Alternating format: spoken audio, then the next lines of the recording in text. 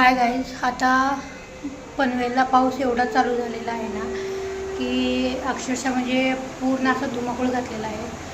आणि त्यामुळे आमच्या गृहिणीचं पूर्ण वाट लागलेली आहे. वाट कशी तुम्हाला दाखवतोय हे बघा. हे असे कपडे आम्हाला टांगायला लागतात बघा.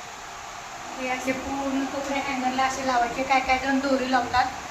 मी हँगर लावते, मला दोरी अजिबात आवडत नाही. सो मी अशा हँगरलाच कपडे वगैरे लटकवते. इथे लटकवलेत, हे इथं लटकवलेत, इथे वर लटकवलेत, इकडे आणि लटकवलेत. अजून बेडरूममध्ये सुद्धा आहेत, कारण का ते सुद्धा अजून वाळले नाही आहेत. हे 3 दिवसाचे कपडे आहेत जे अजून सुकले नाही आहेत. आणि आज त्याच्या आधीचे कपडे आहेत ते आता सुकायला लागलेले आहेत. हे अजून ओलेच आहेत 3 दिवस. आणि मेन असं आहे की आमच्या इथे पाण्याचा प्रॉब्लेम, पाऊस आला आहे पण पाण्याचा प्रॉब्लेम अजून सॉल्व झालेला नाही आहे. सो त्याच्यामुळे 1 दिवसाआड पाणी येतं. त्याच्यामुळे मुलींचे युनिफॉर्म पण होऊन जातं दिवसात एक तरी जातोच, कारण का पावसामुळे ते सुद्धा भिजतात युनिफॉर्म. सो दुसऱ्या दिवशी दुसरा युनिफॉर्म घालायला लागतो न्यू.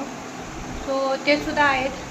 हे रेग्युलरचे कपडे पण आहेत. ह्यांनी ड्युटीला जातात, सो ह्यांचेसुद्धा shirt, t shirt, track pant, jeans वगैरे सगळे आहेत. पण आता मी सध्या जीन्स देत नाही, कारण का जीन्स आहेत तेच कपडे वाळत नाही, तर जीन्सचा काही विषयच नाही. हे असे सुद्धा लटकवायला लागतात बघा. हे असे युनिफॉर्म वगैरे लावायला लागतात. तिथे सुद्धा असं शॉपमध्ये कसं ते हँगरला लटकवतात कपडे, सो तसं आता लटकवायला लागते. इकडे सुद्धा असे लटकवले.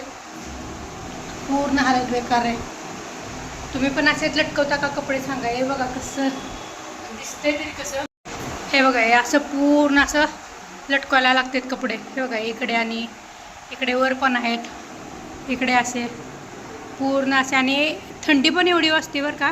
थंडी पण भरपूर वाजते, नाही असं नाही, थंडी पण वाजते. पण फॅन आम्हाला सारखा चालू ठेवावा लागतो, कारण का फॅन जर नाही चालू ठेवला तर हे असं वाळणार नाही आणि परत कुबट वास येतो. तरीसुद्धा आम्ही कम्फर्ट यूज करतो कपड्यांसाठी. सो त्याच्यामुळे वास तर काय एवढा म्हणजे येतच नाही. कम्फर्ट यूज केलं की अजिबात वास येत नाही कपड्याला.